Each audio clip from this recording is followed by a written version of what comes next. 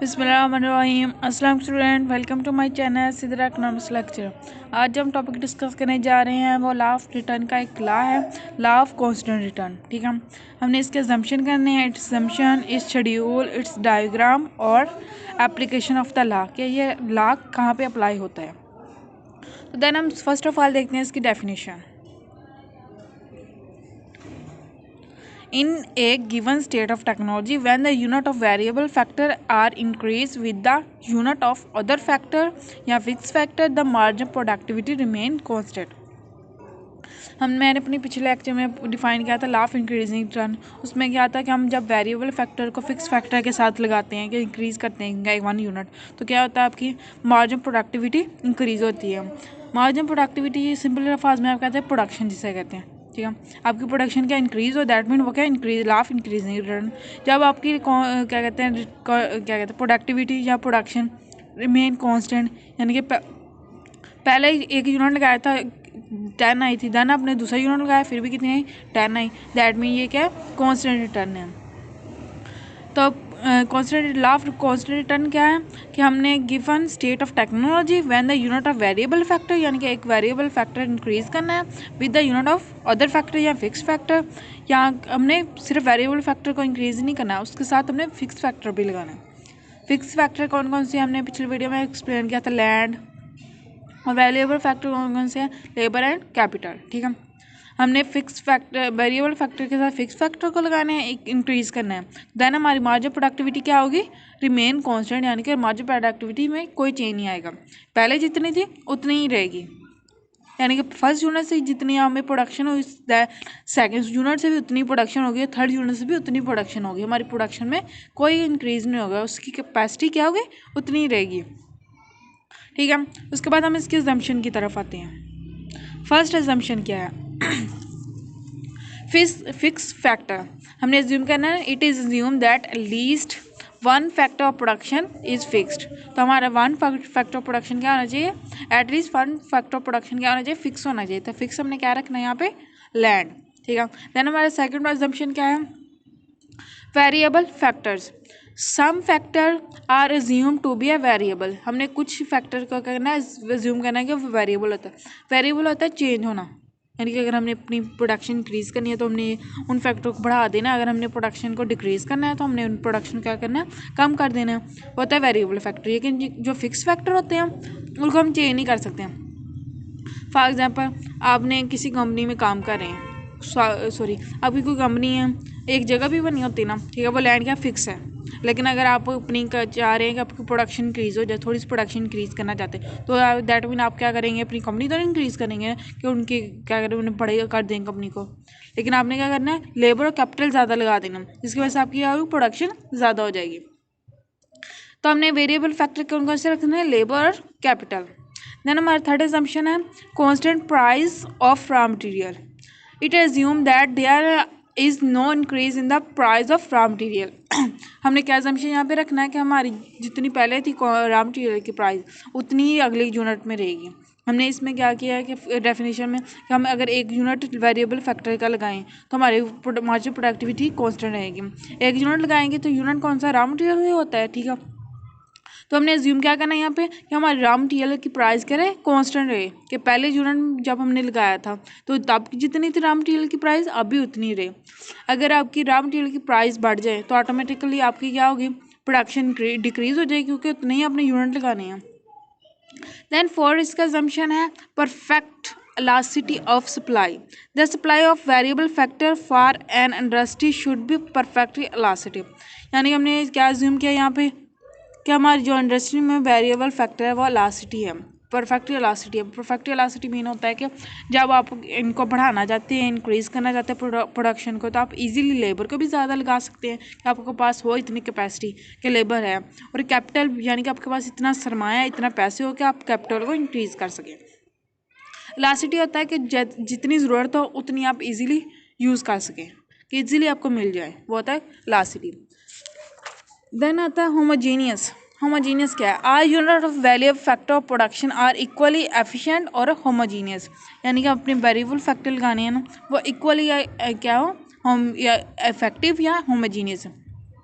Homogeneous का simple अल्फाज में ये नहीं होता कि एक जैसा, यानी कि कोई फ़र्क ना हो कि आपने कहना अपनी इस यहाँ पे ये यूनिट लिया गया है कि जो आपने कैपिटल पहले यूनिट में लगाया था ना, पहले जब प्रोडक्शन की थी तब कितना सरमाया लगाया था, अगले यूनिट में भी क्या उतना ही सरमाया है, यानी कि इक्वल हो, इक्वल एफिशिएंसी हो, इक्वल होमोजीनियस हो। होमोजीनियस होता है एक जैसा होना, ठीक है। देन हमारे लास्ट एग्जाम्पशन है constant price of factor. There is no change in the price of factor of production the law, ठीक है। हमने क्या किया यहाँ पे जूम करना है कि हमारी जो फैक्टर ऑफ प्रोडक्शन की जो प्राइस है वो चेंज ना हो। फैक्टर ऑफ प्रोडक्शन कितने होते हैं, 4 फैक्टर ऑफ प्रोडक्शन होते हैं, हमने पढ़े लैंड, लेबर, कैपिटल और ऑर्गेनाइजेशन। किस तरह इनकी प्राइस चेंज ना हो कि लेबर की वेजेस इंक्रीज ना हो या डिक्रीज ना हो, कांस्टेंट रहेगी ना। जहाँ फिर कैपिटल का क्या होता है इंटरेस्ट रेट, वो इंक्रीज डिक्रीज ना हो, ठीक है। उसकी क्या रहे फैक्टर ऑफ प्रोडक्शन की प्राइस क्या रहे कांस्टेंट रहे। ये इसके असम्पशन। देन हम इसके शेड्यूल के ज़रिए देख लेते हैं।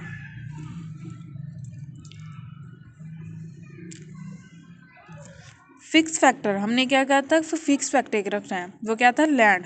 लैंड हमने फिक्स रख ली, ठीक है। हमने क्या यूनिट रखे 10 यूनिट रखे हैं, आप कोई भी रख सकते हैं 15 20 यूनिट, ठीक है। उसके बाद वेरिएबल फैक्टर, वेरिएबल फैक्टर कौन कौन से थे, लेबर एंड कैपिटल, ठीक है। वेरिएबल फैक्टर को क्या करना है हमने इंक्रीज करना है, इंक्रीज किया 1 2 3 4, ठीक है, इंक्रीज किया।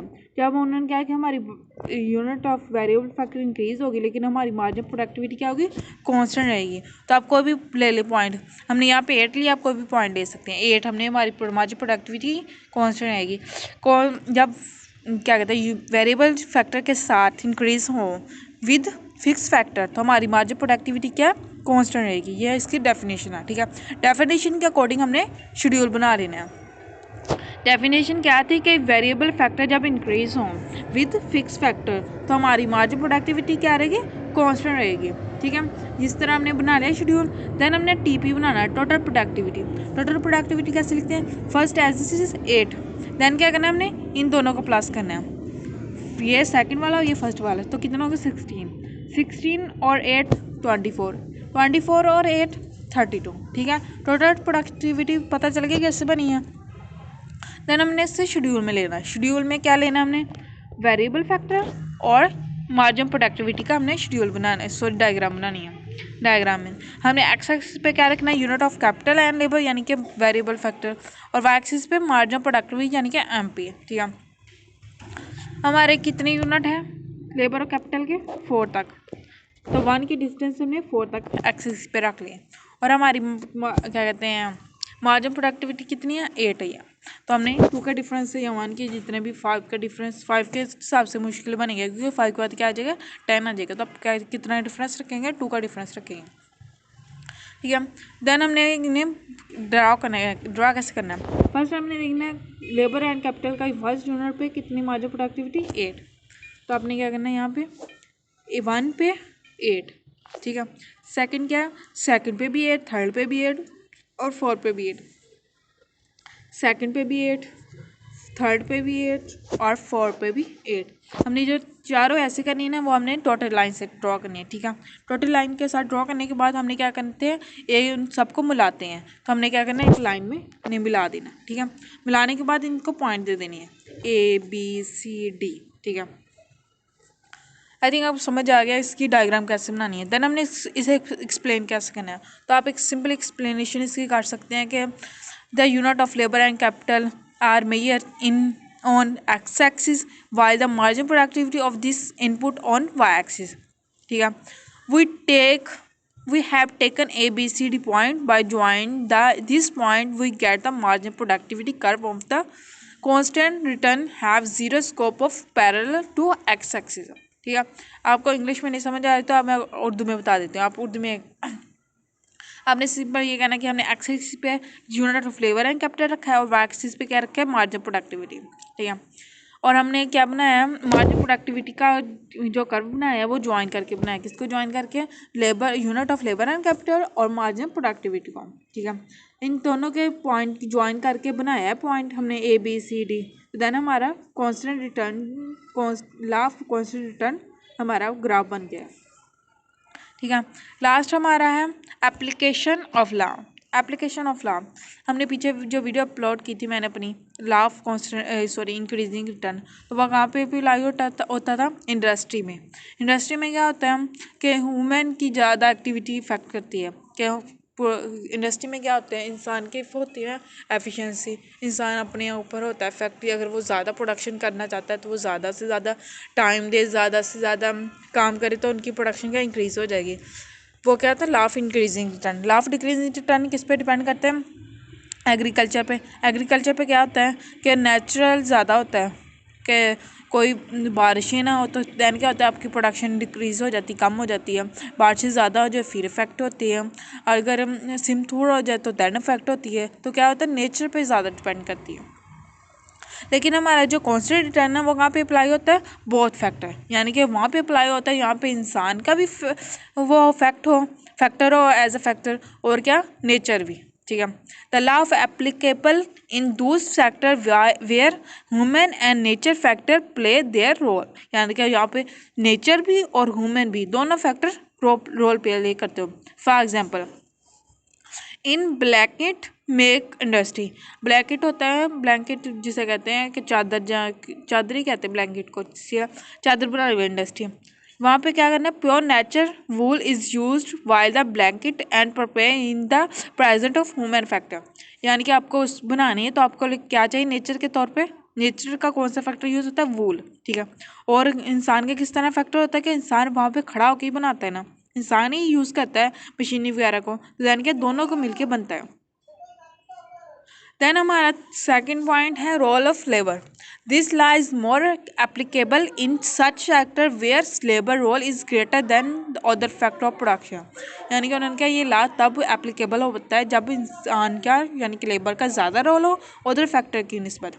The law is of constant turn operate by increasing the unit of labour factor, या ये लॉ जो लॉ ऑफ कॉन्स्टेंट रिटर्न क्या ऑपरेट करता है, increasing the unit of labour force, ठीक है।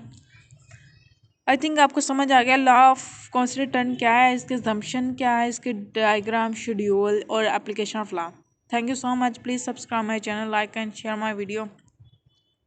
Thank you so much.